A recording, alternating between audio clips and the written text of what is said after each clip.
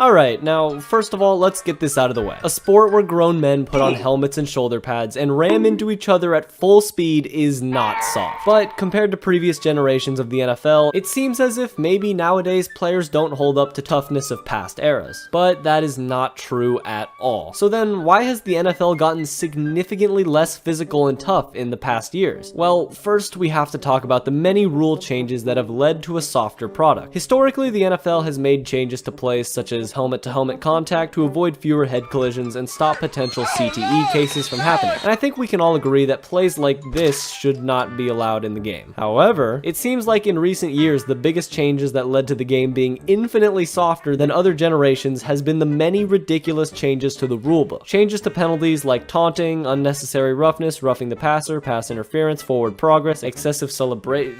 God, why are there so many? Anyways, with all of these rule changes just to try to make football appeal to a wider audience, which is dumb, this has made the game infinitely softer than in past years, right? Well, I mean, let's just look at some of these changes. So for the new taunting rules, I mean, some of these calls are just ridiculous. So on this play, which I'm sure you've seen by now, Bears linebacker Cassius Marsh gets a game-sealing sack and literally just stares forward and gets called for a taunting penalty, swinging the momentum of the entire football game completely, all because he looked at the sideline. Huh? Overall, the taunting penalty really only just kills the fun and competitive nature of football. Take this play in last year's Super Bowl, for example, where after Tyreek Hill had torched the Buccaneers secondary earlier that year, he held up his trademark peace sign before even getting in the end zone. No call. Okay, alright, but after the guy who got dogged on by Tyreek Hill earlier holds up the same peace sign that was flashed to him to get some revenge, he gets an unsportsmanlike conduct penalty and an $8,000 fine. Like, why? This is literally just killing the fun. And it's plays like this that leave a bad taste in viewers' mouths, especially those who watched football in previous generations where these penalties were either non-existent or were called significantly less and for more extreme reasons, to say the least. Now, the most egregious rule that is called way too often and way too inconsistently is the roughing the passer call. The call is just so stupid. This rule is the definition of one that can swing the entirety of a game just off of a bad call. Roughing the passer is either blatantly obvious or is so blurry that the refs shouldn't call it at all. And although the rule itself is just awful, the consistency aspect is by far the biggest problem. You'll get plays where Kyler Murray barely gets grazed after the play, and the ref not even standing next to him calls the flag immediately. Like, dude, what are we doing here? So after covering all of these horrible rules that exist in the product put on the field today, we have to ask why these rules exist in the first place. Well, do I have a man to introduce you to? Now, look, it's obviously not all Roger Goodell's fault that the NFL became softer than ever before, but he should definitely take more blame over anyone else in the NFL circle. And although Goodell is just a puppet for the higher-ups who make the real decisions, he made the final choice to sacrifice the competitive integrity of the league to make it more brand-friendly. Decisions like bringing back the touchdown celebration have helped his case, but I think since his introduction as NFL commissioner way back in 2006, the NFL has become a noticeably softer league since his introduction, entirely for the worse. Now, just like in literally every single other sport, older fans and former players constantly say how much tougher their eras were compared to today's game. But how much validity is there to these claims? Well, I think it's clear that the game of football has changed drastically over the decades. And although there have been more dramatic personalities in recent years compared to past ones, I don't think it's fair to the players to call them soft and use the classic casual old head claim that insert literally any good young player and saying they wouldn't last in a past era. Because at the end of the day, no matter how much you change the rules of the game of football, it's still the strongest, most athletic freaks of nature ramming into each other,